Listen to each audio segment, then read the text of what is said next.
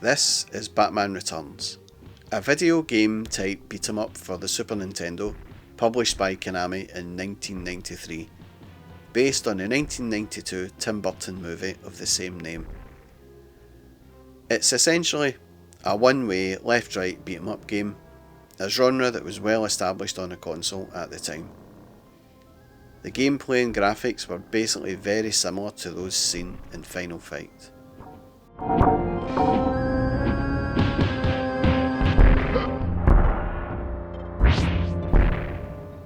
The game takes place in various settings that appear in the film. Several members of the Red Triangle Circus Gang attack Batman during the game. Batman has a number of weapons and gadgets at his disposal, including the Batarang, Bat grappling hook, and some test tubes.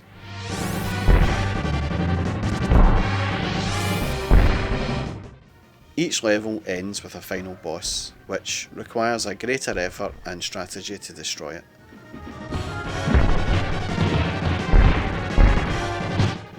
Some levels of the game are on a 2D platform as opposed to pseudo 3D where up-down movement is allowed.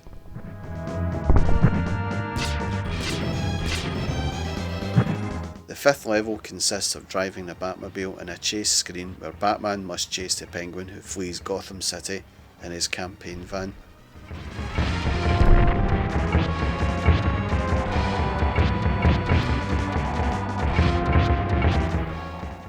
The game follows the plot of the movie very closely, even down to the Christmassy festive feel, with Christmas trees and Christmas lights lighting up the shadowy streets of Gotham City.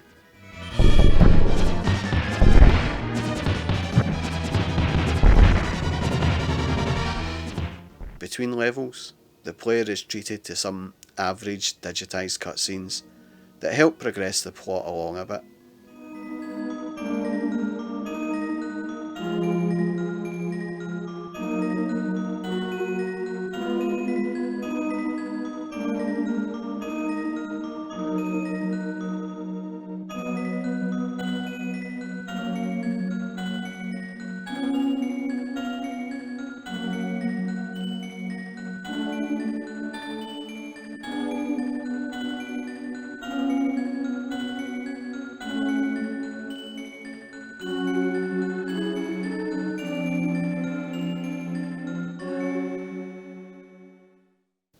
The game has always been compared to Final Fight due to certain similarities in appearance and style, the large sprites, the thumping sound effects, and the lengthy levels.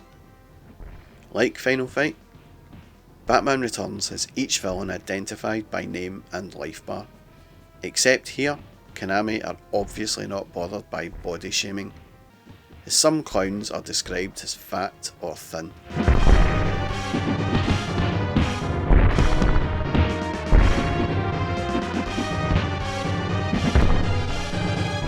Speaking of the enemies, again, this suffered from the same issue that plagued Final Fight, and no, it's not slowdown this time, as thankfully there is very little to no slowdown in this game. No, it's the fact that only 3 enemies are on screen at any one time. But in my opinion, the comparison between Batman Returns and Final Fight is really unfair. I know the games are very similar, but Batman Returns has a more impressive moveset, and you can always keep an enemy at bay by throwing a Batarang in their direction. When the enemies get in close, you can headbutt them and then throw them to the ground, or you can throw them into the background, into shop windows, fences, and even street signs. If you grab 2 of them together, you can even bash their heads together, which makes a very satisfying thud as they collide.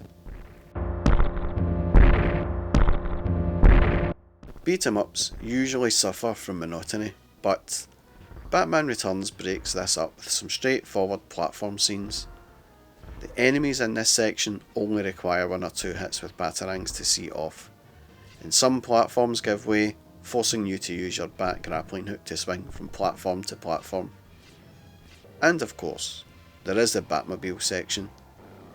The sprite scaling here looks great, even if there are no roadside objects to fly past.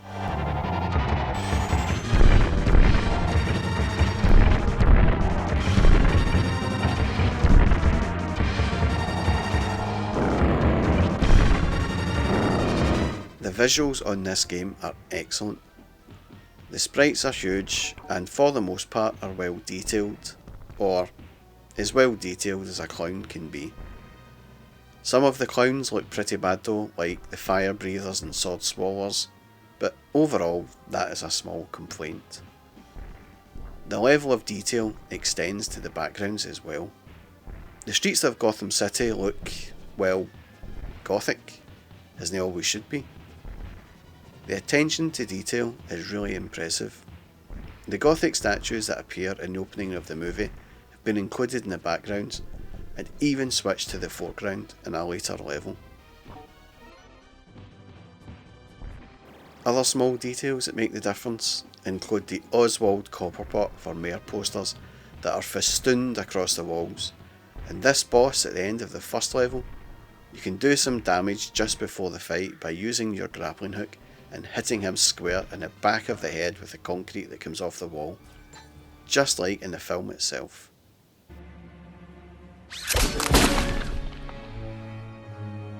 The soundtrack is excellent, heavily inspired by Danny Elfman's score for the movies. It has been adapted to suit the action of the game more, but still sounds amazing.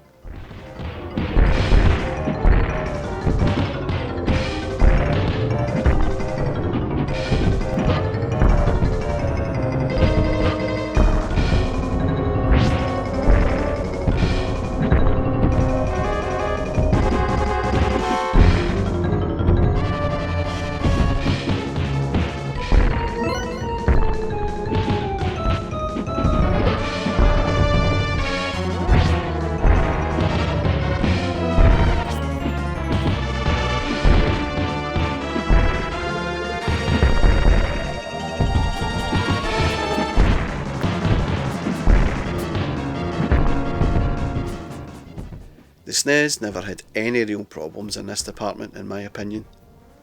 The Sony SMP audio chip doing a great job of replicating the haunting sounds of the Birth of a Penguin theme during the long intro of the game, and of the Red Circus theme when fighting atop the train on level 4. The game itself is suitably challenging, especially on the Mania setting. The end sequences are a tad disappointing, especially after spending around 50 minutes of playtime with no saves or password options. You just feel a little cheated that the reward is not quite what you were expecting.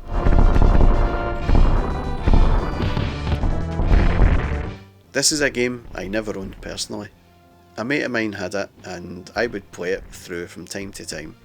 It's not that I didn't want the game, but with the average price of an imported Super Famicom game being around £60, it just didn't make sense to buy a game that someone else already had.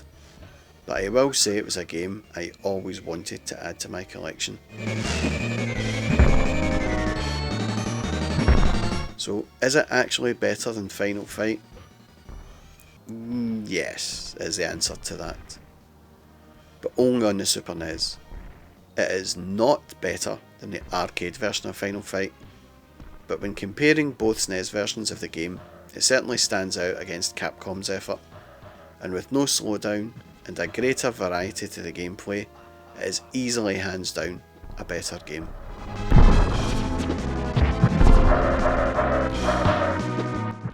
So is this a game I play a lot? Well, I do enjoy having a go on it from time to time, sure. It's a game that still looks and plays good to this day, and having a playback for this video, it did remind me that it was a brilliant game. And that's the thing, brilliant games are always going to be brilliant to play, no matter how old they get. But it's the average games, or the not quite up there games, that fail to stand the test of time.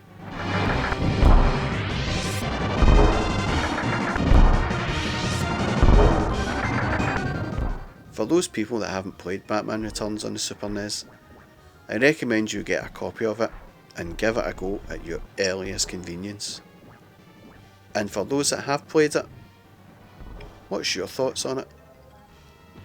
Do you agree with my opinion on this game? Or is it a game that should be best forgotten? Regardless of opinion, please feel free to comment, like, and subscribe.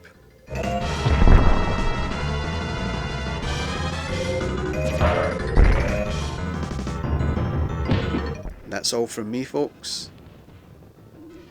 Thanks for watching.